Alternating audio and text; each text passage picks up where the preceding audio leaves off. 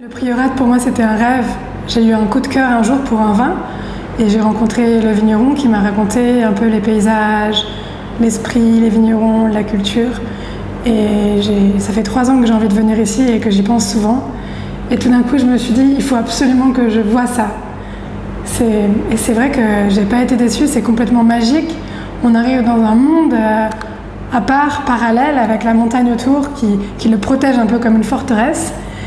Il y a, comme vous disiez tout à l'heure, c'est les pieds au chaud et la tête au frais. Il fait très chaud, mais l'air est frais et on peut respirer des milliers d'odeurs. Les gens sont assez accueillants, mais on sent qu'ils appartiennent à la terre. Et voilà, entre la terre, le schiste, les odeurs, le vent, le vin, le fruit, les épices, les amandes, tout ça, toute cette végétation, on est vraiment dans un paradis. Pour moi, c'est le paradis. Je reviendrai et si je devais choisir, je resterais ici pour toujours. Wow. Le vin d'ici, je m'attendais à quelque chose de beaucoup plus dur et je suis étonnée par la souplesse, le fruit, l'équilibre. C'est des vins très accessibles. Je pense que quelqu'un qui ne connaît pas le prieurate, qui goûte ces vins, il va tout de suite être capable de les aimer et pouvoir mettre des mots et de les comprendre. Donc on reconnaît les prieurates, mais c'est du vin pour tous. Et le packaging, j'adore. Les gens ont des poules, ils ont des œufs, ils dessinent des poules. Il y a tout quelque chose entre la vigne et la poule. Ah oui? Ouais. Peut-être parce que on est un peu perdu et que la poule, elle fait des œufs, elle fait de la viande et finalement, elle peut nourrir les habitants. La chose, c'est que je passe dans le prieurate, je reste 2 jours.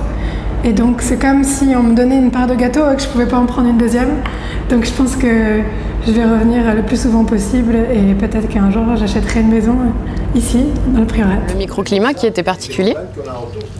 Et ce qui est fou, c'est quand on voit là la montagne de Mont-Saint. Quand on est arrivé, ça faisait très Nevada, comme aux États-Unis. C'est un peu ce côté désertique où tu te dis c'est fou que l'histoire de toute la vigne ici, il y en avait partout. C'est assez impressionnant. Et en même temps pas quoi. Le vin ici,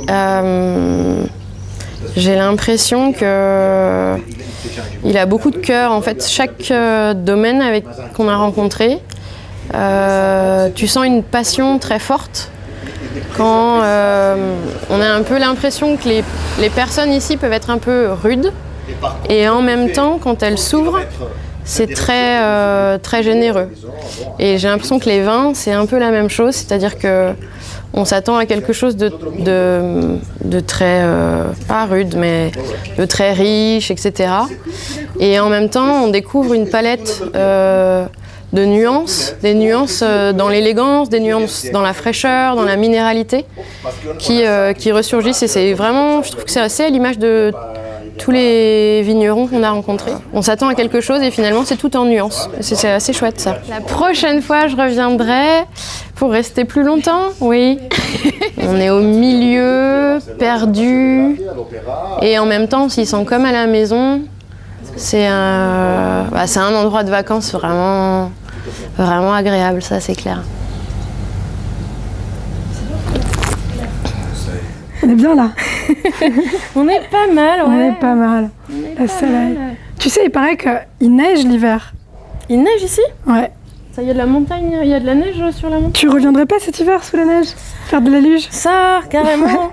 C'est fou le sentiment d'espace qu'il y a ici. Moi, c'est ce que je préfère. T'as l'impression que tout d'un coup, tes poumons, ton corps, ton cœur, tout peut exploser, grandir. Tes idées. Moi, ce que j'aime bien aussi, c'est tous les parfums qu'on a sentis. Toutes les plantes sauvages, de la noisette aux figues, à la lavande qu'on a ici, au thym, aux roses. Et tu peux les décomposer, tu peux les reconnaître, tellement ils sont purs, en fait. C'est ça. C'est pur.